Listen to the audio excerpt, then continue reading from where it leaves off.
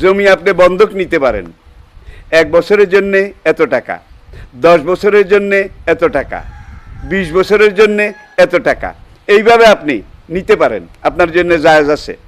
কিন্তু আজকাল কোর্ট বলতে যেই কথাটা, সেটা হলো আপনি একজনের থেকে 10,000 টাকা নিয়েছেন, আপনার 10 কড়া জমি তার দখলে ছেড়ে দিয়েছেন। এখন সে যেদিন আপনার টাকা ফেরত দেবে সেদিন আপনি জমি ফেরত পাবেন। তাহলে বোঝা গেল আপনি যে এত বছর এত দিন এত মাস খেলেন, এটা লাভের ফাও। লাভের ফাও, শরীয়ত এটাকে সমর্থন করে না। আর আপনি জমি কট নেবেন, কট নেওয়ার দরকারটা কি? 5 বছরের একটা সময় ঠিক করেন, 10 বছরের করেন। এই যে 10,000 টাকা নিছেন, বছরে 1,000, বছরে 1,000, 10 বছরে 10,000, এটা আপনি খাবে উসুল যাবে, খাবে উসুল যাবে, এটা জায়েজ, এটা জায়েজ। এটাকে এজারা, এজারা ফেকার কিতাবে ইজারা বলেছে। কিন্তু আপনি ওই জমিও খাবেন, টাকাও খাড়া থাকবে, পুরা টাকাও দেওয়া লাগবে। ফতুয়া স্বামী, ফতুয়া স্বামী 4th খণ্ড 101 পৃষ্ঠা, সেখানে বলা হয়েছে এইভাবে, কুল্লু কারজিন জাররা নাফান ফাহুয়া রেবা।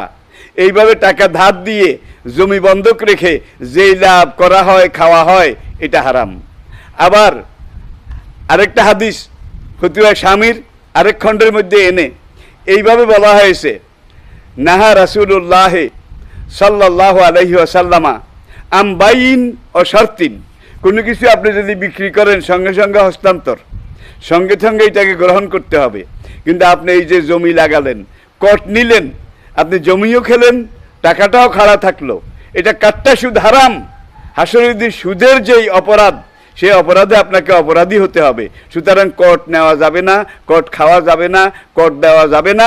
আপনি ইজারা হিসাবে দেন, 1 বছরের জন্য দেন, 5 বছরের জন্য দেন, দরকার হয় 50 বছরের জন্য দেন, দোহাই আল্লাহর আপনি কট দেবেনও না, নেবেনও না। এটা কাট্টা সুদ। সব শরীয়ত বিশেষজ্ঞ এই ব্যাপারে একমত, কট হারাম এবং কাট্টা সুদ। সুতরাং একজন মুসলমানের এটা থেকে সবসময়ের জন্যে পরিহার করা, এটাই ইমানের দাবি।